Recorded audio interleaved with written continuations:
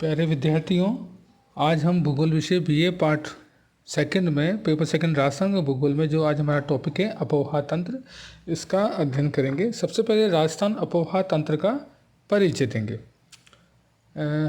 प्राचीन भूगर्भ शास्त्रियों ने अनुमान लगाया कि जो प्राचीन काल में सतलज और यमुना नदियाँ राजस्थान से होकर बहती थी, लेकिन भूगर्भिक हलचलों के कारण इनमें दिशाओं में इनकी परिवर्तन हो गया और इसी प्रकार सरस्वती नदी जो सोतर या घग्गर की तलहटी को घेरे हुए थी और नाहन के निकट बहती थी। बीकानेर के सूरतगढ़ के पास ये दोनों नदियां मिलकर हकरा के नाम से दक्षिण पश्चिम की ओर बहती हुई कच्छ की खाड़ी में गिर जाती थी।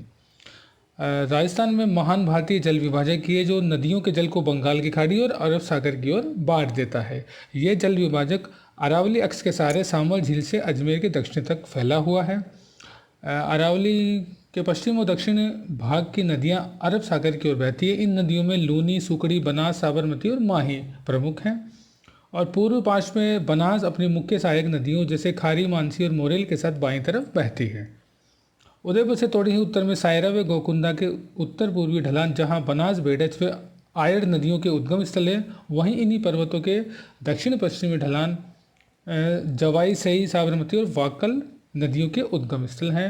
राजस्थान की अपोहा तंत्र प्रणाली की मुख्य विशेषता है कि राज्य के लगभग 60% क्षेत्र में आंतरिक प्रवाह प्रणाली है, जिसका समस्त क्षेत्र लगभग अरावली के पश्चिम में स्थित है। हम प्रवाह के आधार पर हम राजस्थान की अपोहा प्रणाली को हम 3 भागों में बांट सकते हैं। पहले है बंगाल की खाड़ी में गिरने वाली नदियाँ, दूसरी अरब सागर में गिरने वाली नदियाँ और तीसरी आंतरिक प्रवाह प्रणाली। हम इसमें पहली बात करेंगे अरब सागर में गिरने वाली नदियाँ। इसमें पहली है लूनी नदी। ये राजस्थान बांगर प्रदेश के दक्षिण भाग में केवल एक महत्वपूर्ण जलधारा है जो अजमेर के आना सागर से निकलकर लगभग 32 किलोमीटर की दूरी तक दक्षिण पश्चिमी तक बहती है तथा जोधपुर, बाड़मेर और जालेर जैसे अर्ध शुष्क क्षेत्रों में गुजरती हैं। इसकी कुल लंबाई लगभग 330 किलोमीटर है और राजस्थान के समस्त अपोहा क्षेत्र का लगभग 10.40% भूभाग इसमें आता है।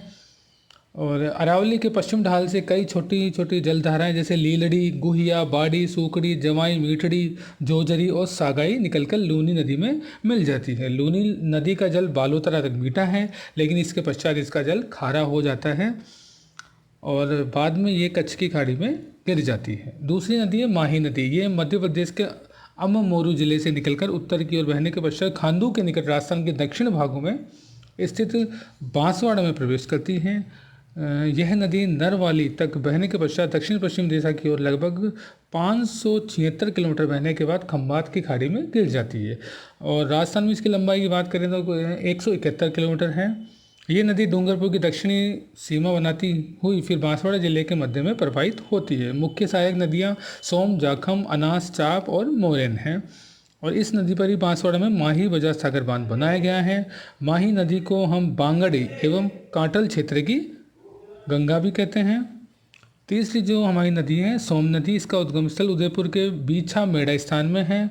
यह है शुरू में दक्षिण पूर्व दिशा में बहती है, फिर डूंगरपुर की सीमा के साथ पूर्व में बहती हुई बैणेश्वर स्थान पर माही में मिल जाती हैं। इसकी सहायक नदियाँ जाखम, गोमती और सारनी हैं। फिर जाखम यह नदी छोटी सादड़ी के निकट निकलती है। इसके बाद प्रतापगढ़ में बहती हुई उदयपुर जिले के धरियाबाद तहसील में प्रवेश करती हैं। आगे चलकर ये सोम नदी में मिल जाती है। इसके बाद पश्चिम बनास अरावली के पश्चिम ढालों से निकलकर ये सिरोही जिले में बहती हुई अंत में कच्छ की खाड़ी में गिरती है।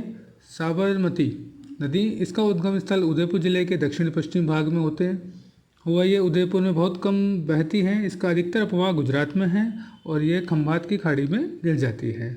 इसकी सहायक नदियों में वाकल, हथमती, मेधा, बेतरक, माजम आदि उदयपुर व डूंगरपुर से निकलती है, लेकिन इसका अपोहा क्षेत्र राजस्थान में बहुत कम है। आज हम इतना ही पढ़ेंगे। धन्यवाद।